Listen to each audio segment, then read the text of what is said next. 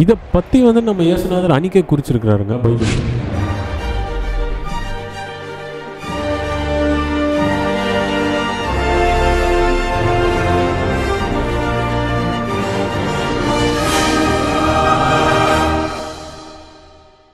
ஆமென். அறிவோம்.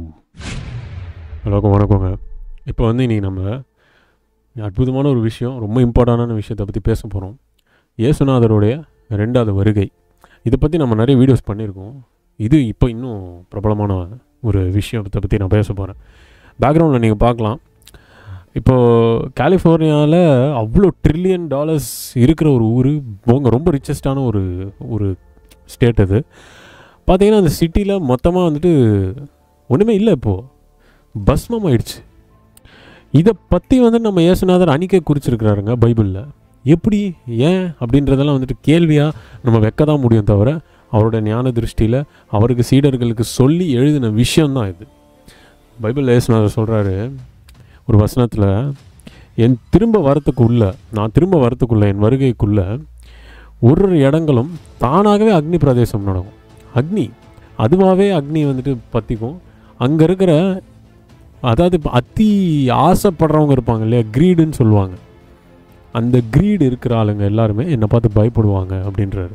ஸோ அப்போ அந்த பேராசை அப்படின்ற நோய் பிடிச்ச மனிதர்களுக்கு என்னுடைய செய்தி போய் சேரும் அப்படின்ற ஒரு வசனத்தை வந்துட்டு அவர் அங்கே சொல்லியிருக்கார். இது வந்துட்டு இதுதான் மீனிங் அவர் சொன்ன விஷயத்தை. அப்போது இது இன்றைக்கி நடந்துகிட்ருக்கு. இது எங்கே நடக்கும், ஏது நடக்கும்லாம் அவர் சொல்ல. உலகத்தில் எங்கெங்கெல்லாம் வந்துட்டு அந்த ஒரு கிரீடுன்றது அதிகமாகுதோ, என் வருகைக்கு முன்னால் கரெக்டாக அந்த டைம் லைனில் அது மேட்ச் ஆகும் அப்படின்றத அவர் சொல்லியிருக்காரு. இன்னொரு விஷயம் சொல்லியிருக்காருங்க, இதுதான் இம்பார்ட்டன்ட் விஷயம். அவர் திரும்ப வரத்துக்குள்ள கிரகங்கள் அது ஒன்று சேரும்னு இருக்கார். இதனால் என்னுடைய நட்சத்திரம் பிறவி எடுக்கும், அவருடைய நட்சத்திரம் அதனால் பிறவி வரும் என்பதை இப்போ இந்த January 21st to 23rd வந்துட்டு பிளானட்ஸ் ஆஃப் பரேடுன்னு நம்ம சொல்ல போகிறோம்.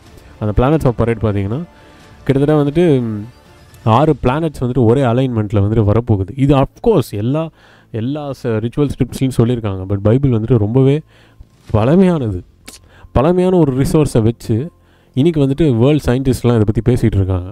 ஸோ அஃப்கோர்ஸ் இந்துத்துவத்தில் நிறைய விஷயங்கள் இதை பற்றி எவ்வளோ சித்தர்களுமே எழுதியிருக்காங்க. சித்தர்கள் வந்துட்டு எழுதுனதுன்றதை விட சித்தர்கள் அங்கே போய் பயணம் பண்ணிகிட்டே வந்திருக்கிறாங்க. ஸோ சித்தர்களுடைய மார்க்கம் வேறு, இயேசுநாதருடைய மார்க்கம் வேறு. இயேசுநாதருடைய மார்க்கம் உலகத்தை திருத்தணும் என்பது. சித்தர்களுடைய மார்க்கம் தான் திருந்தினா போகிறோம், இந்த உலகம் எப்போ ஏற்பட்டால் போனால் போகுது, நம்ம திருந்திட்டோம், நம்ம வேலையை பார்த்துட்டு போகிறோம். ஆனால் இயேசுநாதர் அப்படி இல்லை. இயேசுநாதருடைய கோலு, அவர் நினச்ச விஷயமே பார்த்திங்கன்னா, இந்த உலகம், இந்த மக்களுக்காக அவங்களுடைய பாவத்தையும் நான் சுமக்கணும், இந்த மக்கள் கஷ்டப்படக்கூடாது அப்படின்ற ஒரு கருணை உள்ள ஒரு மகான் இயேசுநாதர். So he's the master, he's every thing. So அப்பேற்பட்ட சேவியர் ஹீஸ் கம்மிங் அகெயின். அப்பேற்பட்டவர் திரும்ப வரார் அப்படின்னும் போது நம்ம எப்படி தயாராக இருக்கணும், நம்ம எப்படி ரெடி ஆகணும் அப்படின்னா, நம்ம டெய்லி எதுவுமே செய்ய வேண்டாம், எந்த இதுவும் செய்ய வேண்டாம், அப்படியே உட்காந்துக்கிட்டு பிரார்த்தனை. ஃபஸ்ட்டு பேசிக் அது, ஜபம் செய்யணும். அப்புறம் பேசிக் அது உட்காந்துட்டு நான் நல்லா இருக்கணும், இது நல்லா இருக்கணுன்றது இல்லை. இது வரைக்கும் எனக்கு கொடுத்த எல்லாத்துக்கும் நான் சந்தோஷமாக இருக்கேன், இந்த பிரார்த்தனை செய்யுங்க. இப்போ வரைக்கும் நான் கொடுத்துருக்கேன்ல, இதுக்கு நான் ரொம்ப ஆனந்தப்பட்டிருக்கேன், ரொம்ப கடமைப்பட்டிருக்கேன், உனக்கு ரொம்ப சந்தோஷமாக இருக்குது. இந்த சந்தோஷத்தை நீங்கள் வந்துட்டு பகிர்ந்துக்கணும். அது ஆண்டவனோட உங்களுக்குள்ளே தான் இருக்கிறாரு, அவர்கிட்ட நீங்கள் பேசுங்க. அப்போ ஆட்டோமேட்டிக்காக அங்கே கனெக்ட் ஆகும். அங்கே கனெக்ட் ஆகும்போது அது அந்த ரியல் காடோட கனெக்ட் ஆகும்போது எல்லாமே உங்களுக்கு ஆனந்தமாக தான் இருக்கும். எதை பற்றியுமே நீங்கள் பெருசாக யோசிக்க மாட்டீங்க. அது வரும், அது பார்த்துக்கலாம். அதை எப்படி முடிக்கணும், அதை எப்படி டார்கெட் வச்சு அதை ஃபிக்ஸ் பண்ணி முடிக்கணுன்றது உங்களுக்கு புரியும், தெரியும், உங்களுக்குள்ளேயே தெரியும். அதனால் எதற்காகவும் பயப்பட வேண்டாம் அப்படின்ற ஒரு சுச்சுவேஷன் உங்களுக்கு உருவாகும். இதெல்லாம் சர்வசாதாரணம். அப்போ அட்வான்ஸாக என்ன பண்ணுவாங்க அப்படின்னா, மெடிடேஷன் பண்ணணும், யோகா பண்ணணும். இதெல்லாம் ஹெல்த் பெனிஃபிட்ஸுக்கு. இதுக்கு தான் நம்ம இங்கே $399 per month கொடுத்து நம்ம வந்துட்டு இந்த யோகா அண்ட் மெடிடேஷன் கற்றுக் கொடுக்குறோம். ஸோ யாரெல்லாம் வந்துட்டு ஜாயின் பண்ணுமோ நீங்கள் வந்துட்டு தாராளமாக ஜாயின் பண்ணலாம். இந்த நம்பருக்கு காண்டாக்ட் பண்ணலாம், தாராளமாக உள்ளே வந்துட்டு ஜாயின் பண்ணலாம். ஸோ நம்ம இங்கே கிரியா யோகமும் சொல்லிக் கொடுப்போம், அது இலவசம். யோகா மெடிடேஷன் முதல் செஞ்ச பிறகு தான் நீங்கள் கிரியா யோகம் செய்ய முடியும். அப்போ தான் இந்த உடல் தயாராகும். இதுதான் கான்செப்ட். ஸோ இயேசுநாதர் வந்துட்டு 2வது வருகை வருது, இந்த கலிஃபோர்னியாவில் இஷ்யூ நடக்குதுன்னா, இதை விட நிறைய விஷயங்கள் நடக்கிறதுக்கு தயாராக இருக்குது உலகம். இன்றைக்கி வந்துட்டு பெண்களை கல்யாணம் பண்ணிக்கிறது, ஆண்களை கல்யாணம் பண்ணிக்கிறது, இதான் தவறுன்னு நான் சொல்ல.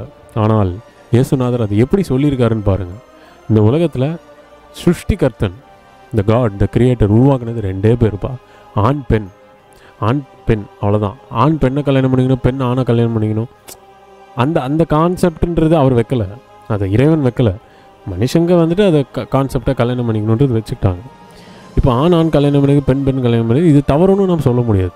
This is not wrong, this is not judged by God also. But இது எங்கே தப்பாகும் தெரியுமா?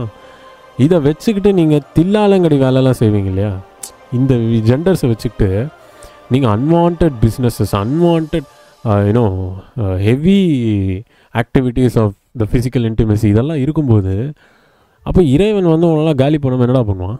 அதனால் ஆல்ரெடி சுதோம கொமோரான்னு ஒரு இடம், அந்த இடத்துல ஒரு கதை இருக்குது. அங்கே பார்த்தீங்கன்னா லோத்து அவங்க கரெக்டாக சொல்லியிருப்பாங்க, நீ வந்து 2 தேவதூதர்கள் வருவாங்க, இங்கே போய் நீ பேசு, இந்த மாதிரி கடவுள் வராருன்னு சொல்லு, எண்ட் ஆக போகுதுன்னு சொல்லு அப்படின்னாலும் கிட்டத்தட்ட வந்துட்டு 13 to 15 இருக்கிற இந்த ஜெண்டரில் இருக்கிறவங்க டீனேஜர்ஸ் அவங்க கூட இவங்களை இழுத்துட்டு ரேப் பண்ணுற அளவுக்கு போயிடுவாங்க. அப்பேற்பட்ட ஃபிசிக்கல் இன்டிமெசியில் இருக்கணும் அப்படின்ற போதை ஏறிச்சு பார்த்தீங்களா? அந்த காம போதை தான் இன்றைக்கி இருக்கிற வேர்ல்டில் லஸ்ட்ஃபுல் ஆக்டிவிட்டீஸ் அதிகமாகிட்டுருக்குங்க. இதுதாங்க அடையாளம். ஒரு மனிதன் அழிகிறதுக்கும் ஒரு மனிதன் தூண்டுறதுக்கும் க்ரியேட் ஆகிறதுக்கும் அந்த லஸ்ட்டு தான் முக்கியம், அந்த ஸ்பெர்ம் தான் முக்கியம். அந்த ஸ்பெர்ம் ஓவராக if you waste there is end times near. the sperm overly you create, you save it, there is a beginning ahead, a beautiful beginning is ahead, a beautiful creation is ahead. That's why அந்த ஸ்பெர்ம்ன்றதை save பண்ணணும், that is very important. So இந்த சுதோம Gomorrah story பற்றி என்னோட சித்தப்பா சிம்மதேவ் அவர்கள் சொல்லுவாங்க, பியூட்டிஃபுல்லாக அவர் சொல்லுவார். அந்த விமன் வந்துட்டு திரும்பி பார்க்கக்கூடாதுன்னு கடவுள் சொன்னாலும் அந்த விமன் திரும்பி பார்த்தாங்க, அந்த நக்கலை ஆட்டிடியூடை. அப்படி திரும்பி பார்க்கும்போது உப்பு அப்படியே அந்த சிலையாயிடுவாங்க அவங்க, ராக் சால்ட் மாதிரி அப்படியே சிலை. இப்போ வரைக்கும் அது இருக்குது, இப்போ வரைக்கும் அதுக்கான எவிடன்சஸ் இருக்குது. ஸோ நிறைய பேர் கேட்பாங்க இதெல்லாம் என்ன கதையாக உண்மையாக? உண்மைங்க, எவிடன்ஸ் இருக்குது, ஃபாசில்ஸ் இருக்குது, அந்த காலகட்டத்தில் இந்த டைமில் இந்த டேயில் நடந்திருக்குன்னு எவிடன்ஸ் ஆர்கியாலஜி டிபார்ட்மெண்ட் கொடுத்துருக்கு. இது யூஎஸ் கவர்மெண்ட் கிட்டே இருக்குது. So European, US, UK government எல்லாமே இதை அக்செப்ட் பண்ணுறாங்க. Because that is fact. கடவுளுடைய செய்தி வந்திருக்கு, இப்போது கடவுள் இஸ் கம்மிங் பேக். அப்போது மனிதர்களுக்குள்ள தான் கடவுள் இருக்குன்ற இயேசுநாதர் சொல்லிட்டு போயிட்டார். அப்போ உங்களுக்குள்ளேயும் இறைவன் இருக்குது. அந்த இறைவன் தத்துவத்தை எழுப்புறவங்க அவரோட கனெக்ட் ஆவீங்க, அதை எழுப்பாதவங்க எலிமினேட் ஆகிடுவீங்க. இவ்வளோதான் கான்செப்ட். அதனால் வந்துட்டு இந்த கதைகள் கேட்கறதுனால இது பண்ணுறதுனால பெருசாக ஏதோ மாறிடும்னு நினைக்காதீங்க. உங்கள் வாழ்க்கை மாற்றுற மாதிரி இருக்கும் இந்த வீடியோ. எல்லாருமே வந்துட்டு பைபிள் படிக்கலாமா, இந்து படிக்கலாமா, அது படிக்கலாமா, எல்லாமே படிங்க. இது எல்லாமே படிச்சுட்டு நீங்கள் என்ன கற்றுக்கணுன்றதை ப்ராக்டிஸ் பண்ணணும். You need meditation, you need basic kriya யோகம், you need these techniques, yoga, health.